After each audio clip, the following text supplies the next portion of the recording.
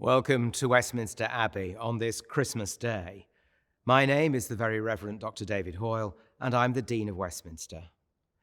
Today, I'll be reflecting on words from the Gospel of St. John and thinking about the great and mighty wonder of God incarnate in the person of Jesus, born on this day.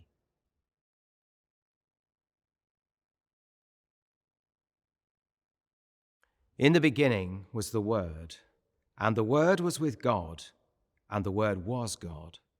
He was in the beginning with God. All things came into being through him, and without him not one thing came into being. What has come into being in him was life, and the life was the light of all people.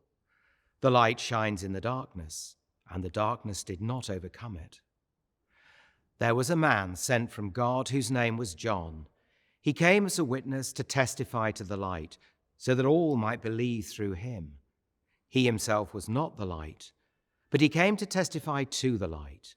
The true light, which enlightens everyone, was coming into the world.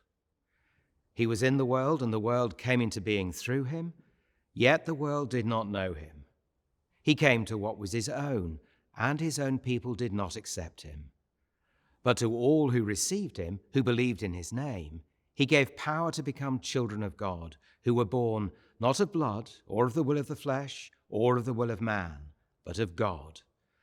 And the Word became flesh and lived among us, and we have seen his glory. The glory is of a Father's only Son, full of grace and truth.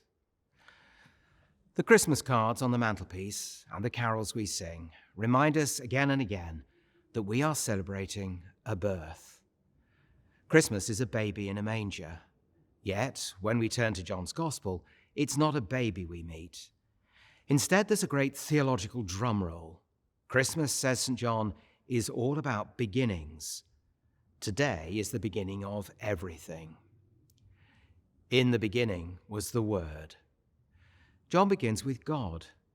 The book of Genesis starts, in the beginning when God created the heavens and the earth. Like Genesis, John knows that the story must start with God. The way that John tells us this is by saying, in the beginning was the Word. John wrote in Greek, and what he actually says is, in the beginning was the Logos, and Logos is indeed Greek for word. But a Logos is not just any word like tinsel or turkey. A Logos is an explanation. A Logos is like a definition in a dictionary. In mathematics, a Logos would be a proof.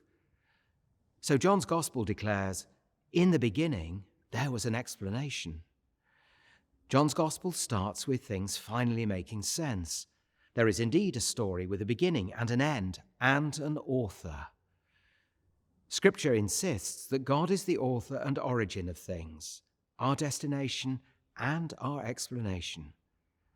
John reminds us that at Christmas, we encounter that explanation, and it looks like one of us. The explanation arrives as the thing we know best, as a human life.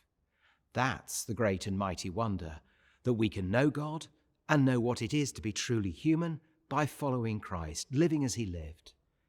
In all the confusions we face, there is still and always an explanation, a story to be told. That story is Christ, the Word made flesh, and we have seen his glory. Thank you for joining me for this reflection. This is part of a series of reflections throughout the Christmas season. To find out more about Advent and Christmas at the Abbey and our online faith resources, visit our website at www.westminster-abbey.org/Christmas.